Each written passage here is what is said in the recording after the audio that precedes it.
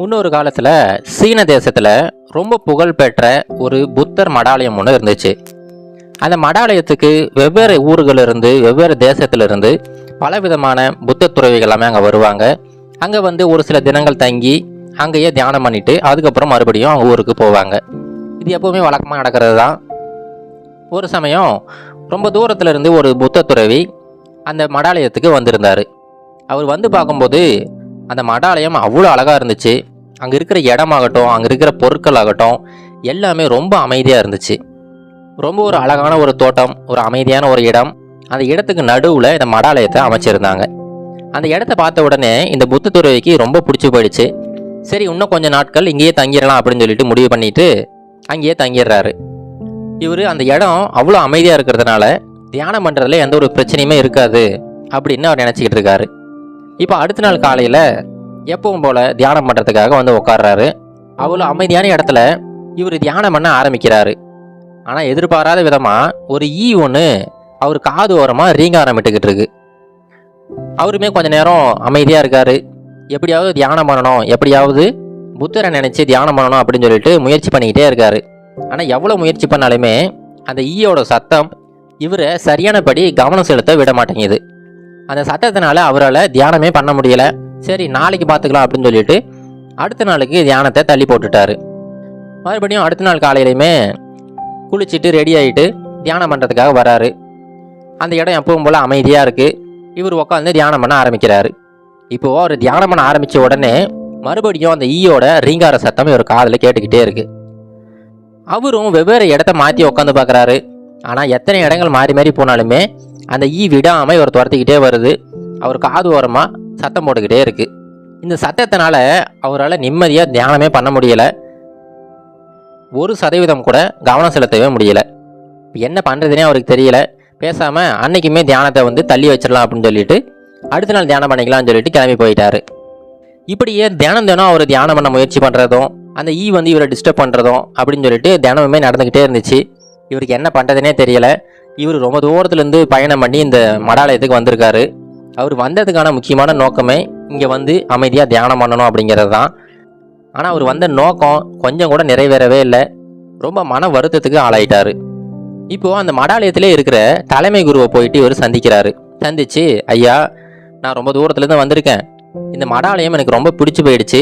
இங்கே ரொம்ப அமைதியாக இருக்குது, இங்கே தியானம் பண்ணலாம் அப்படின்னு சொல்லிட்டு நான் முயற்சி பண்ணிக்கிட்டு இருக்கேன். கடந்த ஒரு சில நாட்களாக நான் தியானம் பண்ணும்போது ஒரு ஈ வந்து என்னை ரொம்ப தொந்தரவு பண்ணிக்கிட்டே இருக்குதுங்க ஐயா.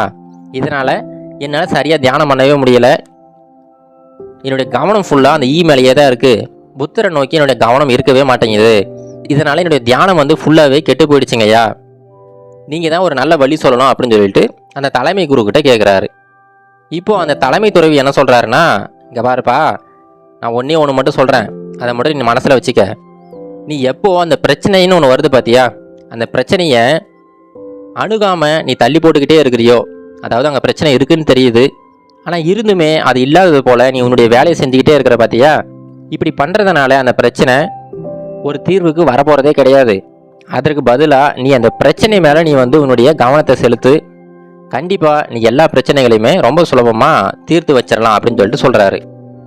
இப்போ இவர் சொன்னதுக்கான விளக்கம் இவருக்கு சரியாக புரியலை. சரி, என்ன பண்ணுறதுன்னு தெரியல அப்படின்னு சொல்லிட்டு மறுபடியும் அடுத்த நாள் காலையில் போய் தியானம் பண்ணுறதுக்காக உட்கார்றாரு.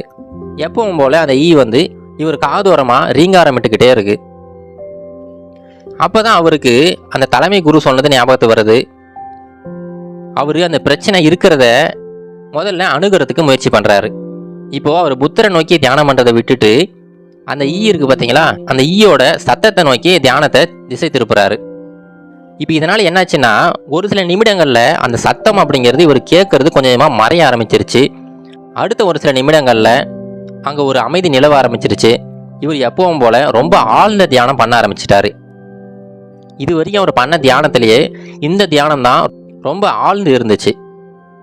இந்த தியானம் முடிஞ்சதுக்கப்புறமா இவராலேயே அதை நம்ப முடியலை. எப்படி அந்த ஈயோட சத்தத்துலையுமே இவ்வளோ ஆழ்ந்து தியானம் பண்ணோம் அப்படின்னு சொல்லிட்டு யோசிக்கிறாரு. அப்போ அந்த தலைமை குருக்கிட்ட போயிட்டு, ஐயா, நீங்கள் சொன்ன அந்த அறிவுரைக்கு ரொம்ப நன்றி அப்படின்னு சொல்லிட்டு அவருக்கு நன்றி சொல்கிறாரு.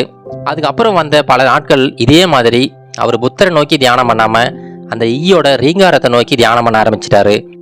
இதனால் எப்போவுமே அது ரொம்ப ஆழ்ந்த தியானமாக அது இருந்துச்சு. இது போல தாங்க நம்ம வாழ்க்கையிலையும் பார்த்தீங்கன்னா ஒவ்வொரு நாளுமே நாம் ஒரு சில விஷயங்களை செய்யறதுக்காக ரொம்ப ஃபோக்கஸ்டாக போய்கிட்டு இருப்போம். ஆனால் அப்படி போய்கிட்டு இருக்கும்போது பல இடையூறுகள் நம்மளை நோக்கி வந்துக்கிட்டு தான் இருக்கும். இது மனிதர்களால் வரலாம், இல்லை வேறு சில காரணங்களால் கூட உங்களுக்கு இந்த பிரச்சனைகள் வந்துக்கிட்டே இருக்கலாம். நீங்கள் எப்போ அந்த பிரச்சனைகள் இருக்கிறதே இல்லாத மாதிரி நீங்கள் எப்போவுமே அந்த பிரச்சனைகளை வந்து சரியாக அணுக மாட்டீங்க. அதை அணுகிறதுக்கு கொஞ்சம் தயக்கமாக உங்கள்கிட்ட இருந்துக்கிட்டே இருக்கும். இதனால் என்ன பண்ணுவீங்கன்னா, நீங்கள் செய்கிற வேலையில் தான் உங்களுடைய கவனம் 100% இருந்துக்கிட்டே இருக்கும். இதனால் திரும்ப திரும்ப அந்த பிரச்சனைகள் உங்களை நோக்கி வந்துக்கிட்டே இருக்கும். இது நாளடைவில் என்ன ஆகுதுன்னா, நீங்கள் செய்கிற அந்த வேலையுமே உங்களால் சரியாக செய்ய முடியாது, அந்த பிரச்சனையுமே உங்களால் சரியாக தீர்வு காண முடியாது. இதனால் முதல்ல நீங்கள் என்ன பண்ணுங்கள், என்னென்ன பிரச்சனைகள்லாம் இருக்குது அப்படின்னு சொல்லிட்டு முதல்ல ஒரு லிஸ்ட்டு போடுங்க. அந்த பிரச்சனைகளில் எந்தெந்த பிரச்சனைகள்லாம் ரொம்ப முக்கியமான பிரச்சனைகள் அப்படின்னு சொல்லிட்டு பாருங்கள். அந்த பிரச்சனைகளை எப்படி அணுகலாம் அப்படின்னு சொல்லிட்டு அந்த பிரச்சனைக்குன்ட்டு ஒரு முக்கியத்துவம் கொடுத்து அந்த பிரச்சனைக்கான ஒரு சொல்யூஷனை தேட ஆரம்பிங்க.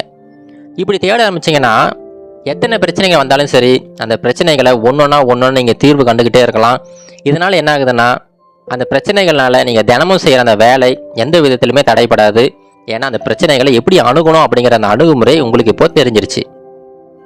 இப்போ இந்த கதையில் வந்தது போல தாங்க, அந்த துறவி எப்படி புத்தரை நோக்கி தியானத்தை பண்ணாமல் அந்த ஈயோட ரீங்கார சத்தத்தை நோக்கி தியானம் பண்ணாரோ, அதுபோல் நீங்கள் உங்களுடைய கவனத்தை ஒரு சில டைம் நீங்கள் பிரச்சனைகளை நோக்கி திருப்ப வேண்டி வரும். அப்படி திசை திருப்பினீங்கன்னா மட்டும்தான் அந்த பிரச்சனைகள் கொஞ்சம் கொஞ்சமாக தீர்வு காணப்படும். கொஞ்சம் கொஞ்சமாக அந்த பிரச்சனைகள்னால நீங்கள் செய்கிற அந்த வேலைகளில் எந்த ஒரு இடையூறுமே ஏற்படாது. அதனால் இது மட்டும் ஞாபகம் வச்சுங்க, எப்போவுமே நீங்கள் செய்கிற வேலையில் பிரச்சனைகள் வந்தால் அந்த பிரச்சனைகளை அப்படியே இக்னோர் பண்ணாதீங்க. அது முதல்ல நீங்கள் அணுக பழகுங்க. அப்படி ஒவ்வொரு பிரச்சனைகள்லாம் நீங்கள் அணுக பழகினீங்கன்னா கண்டிப்பாக எல்லா பிரச்சனைகளுமே ரொம்ப சுலபமாக தீர்ந்துடும். நீங்கள் செய்கிற வேலையிலுமே நீங்கள் 100% கவனத்தோடு செய்யலாம்.